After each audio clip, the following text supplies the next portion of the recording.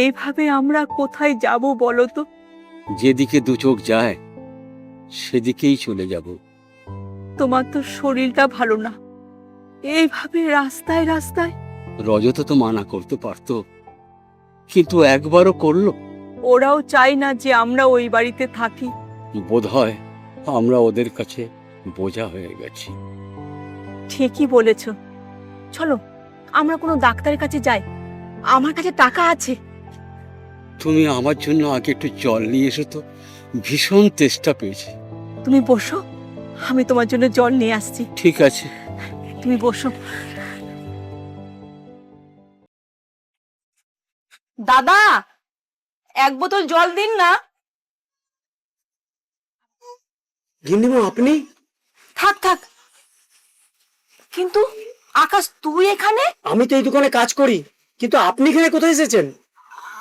আমি আমি তোর বাবুকে নিয়ে না ডাক্তারখানায় যাচ্ছিলাম। ওনার খুব জল পিপাসা পেয়েছে, তাই। বাবু?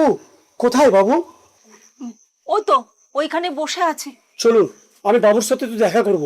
তুই আবার দোকান ছেড়ে? কিচ্ছু হবে না, চলুন। চল। অজয়দা, আমি একটু আসছি। ঠিক আছে।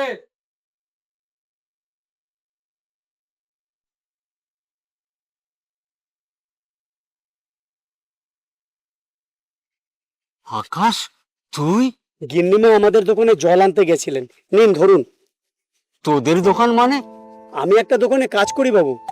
বাবু, এই পোশাকে আপনারা ডাক্তারখানা যাচ্ছেন? হ্যাঁ, তাতে কি হয়েছে? না বাবু, আমার তো মনে হচ্ছে অনেক কিছু হয়েছে। কি আবার হবে? গিন্নিমা, সত্যি করে বলুন তো, আপনারা বাড়ি থেকে ডাক্তারখানা যাবার জন্য বেরিয়েছেন? গিন্নিমা, চুপ করে থাকবেন না, কি হয়েছে আমায় বলুন। কিচ্ছু হয়নি, তুই যা। দাদাবাবু আপনাদের বাড়ি থেকে তাড়িয়ে দিয়েছেন না বাবু? তাড়াবে কেন? তুই যা আকাশ, আমাদের দেরি হয়ে যাচ্ছে। চলো। আপনারা আমার বাড়িতে চলুন বাবু। অন্য একদিন তোর বাড়িতে যাব আকাশ, আজকে চলি। চলো। চলো।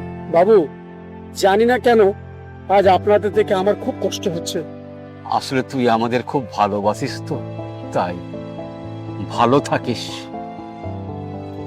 চলো। হ্যাঁ চলো।